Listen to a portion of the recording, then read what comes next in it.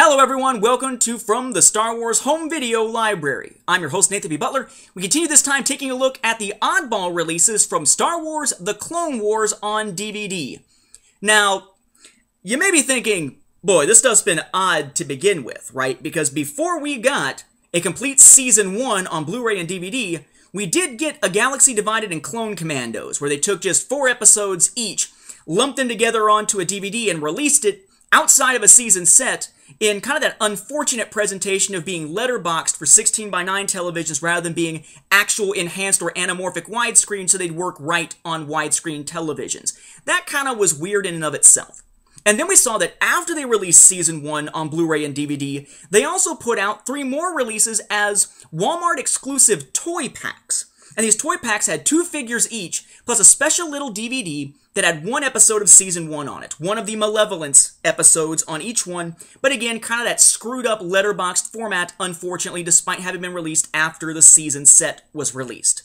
Now we come to one that is even stranger in that it's a Clone Wars DVD release, but it doesn't even have any episodes of the show on it.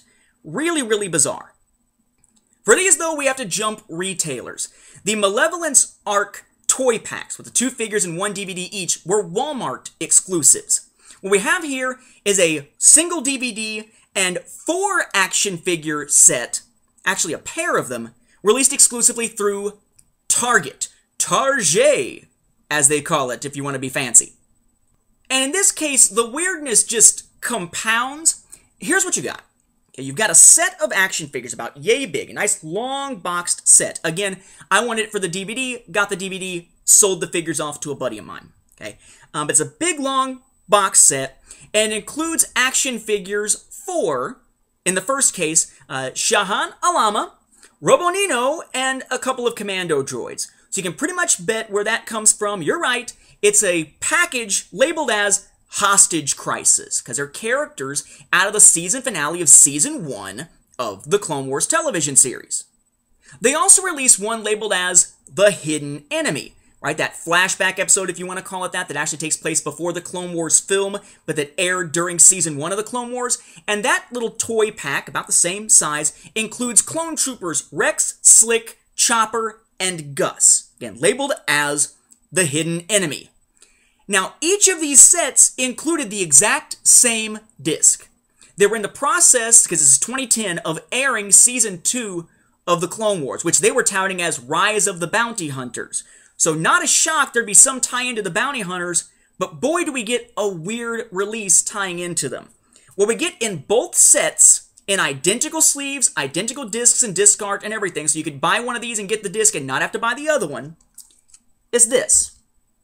And it's called Bounty Hunters, but it has nothing to do with the episode that essentially has the same name. You've got Star Wars The Clone Wars on the one side saying Bounty Hunters. Thankfully, I guess not an advertisement for a season set like it was on the backs of all the ones from the Malevolence arc.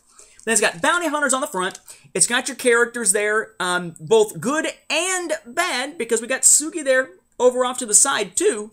And inside, a disc with essentially the same art that says Bounty Hunters underneath.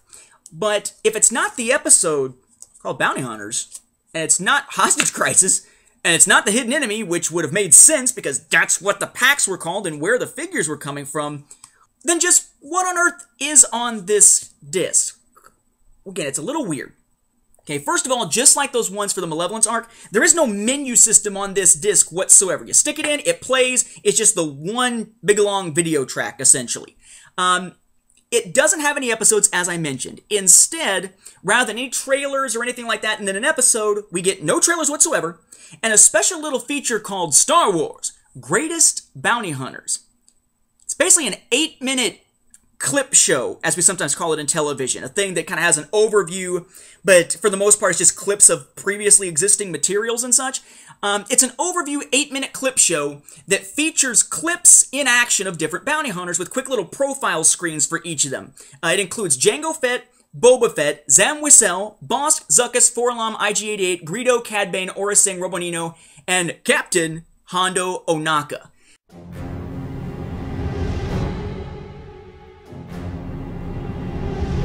Excuse the interruption, Bounty Hunter.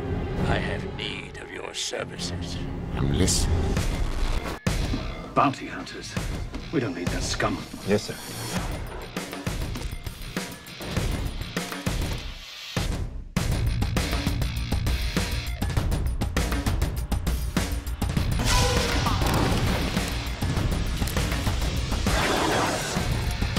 It also includes, right before Cad Bane's profile, a little message to the viewer, which is kind of neat.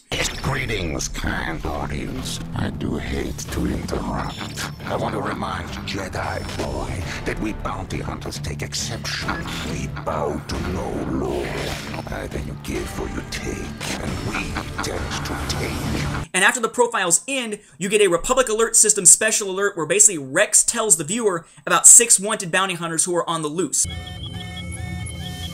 This is a Republic Alert System special alert. This station and the galaxy's most wanted are issuing a special alert. 6 armed and very dangerous individuals are on the loose. They are Cad Bane, Aura Singh, Bosk, Kato Parasiti, and at least 2 RG assassin droids who were employed by Bane.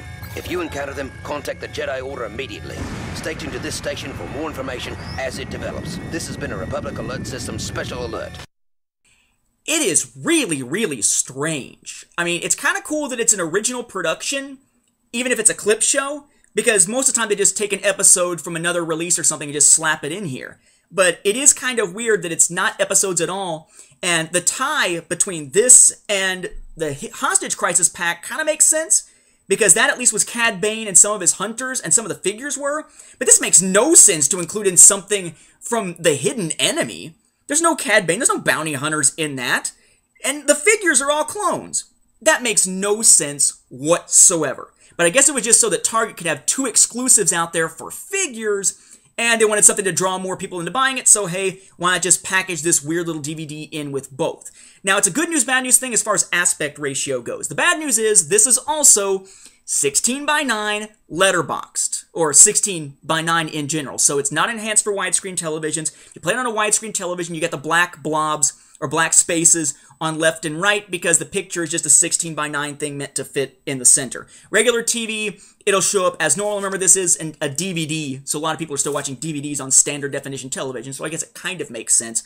What is kind of cool, though, is that while this may be 16:9, when they do show clips of the bounty hunters in action, they're using clips from the movies and using clips from the Clone Wars, and those are in the theatrical aspect ratio, not the aspect ratio you would expect with a 16:9 picture. It's not full screen clips from the films, they're widescreen.